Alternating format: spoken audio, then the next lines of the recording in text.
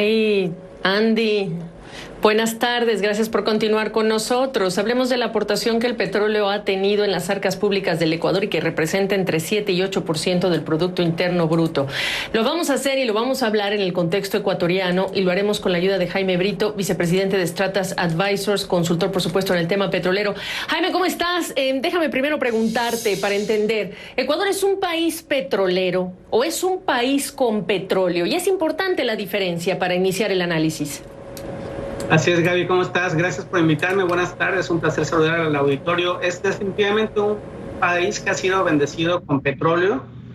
Es equivalente a otros países en América Latina que tiene reservas y que tienen una aportación importante a las arcas públicas y a las finanzas, pero definitivamente no es un país petrolero desde el punto de vista que entenderíamos a alguien como Arabia Saudita, Rusia o los Estados Unidos.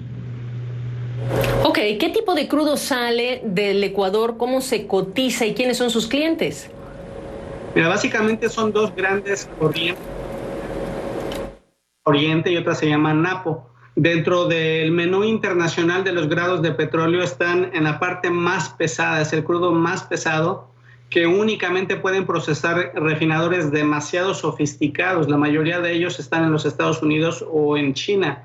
Y de hecho el crudo que sale de Ecuador normalmente se venden algunos barriles a refinadores de la costa oeste de los Estados Unidos y una gran cantidad sale para refinerías de China que tienen bajo contratos. En los últimos año y medio, 2 años, la gran mayoría de este volumen que había sido bajo contratos se ha intentado vender de manera de oportunidad, de manera diaria, se le llama mercado spot, por el gobierno para tratar de maximizar recursos. Y normalmente, como es un crudo pesado que se vende en Estados Unidos, se ha usado como referencia básicamente el crudo WTI, que sería la referencia internacional para este tipo de barriles, y que se hace un comercio internacional con la costa oeste, con todo el Pacífico, básicamente.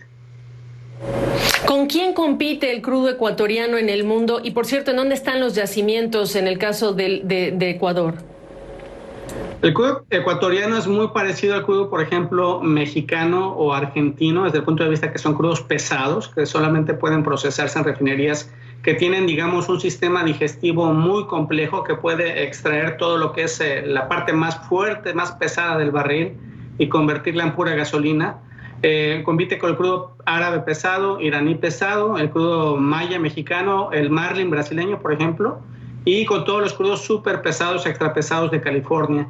Y normalmente toda la gran producción que ha tenido Ecuador históricamente ha sido muy pegada hacia las fronteras, digamos, internamente en la Amazonia, lo que es la frontera con el Perú y con Colombia. Ahí hay una gran cantidad de bloques que históricamente es lo que le han dado la riqueza petrolera al Ecuador, aunque también hay alguna producción pequeña hacia la cuenca en el mar, hacia el Pacífico, hacia aguas externas, pero realmente la gran fortaleza está internamente, que es en donde desgraciadamente ha habido algunos incidentes ecológicos que han tenido repercusión incluso con el discurso político que ha venido en los últimos meses, porque a lo largo de los años ha habido algunos derrames petroleros que han afectado severamente la selva del Ecuador.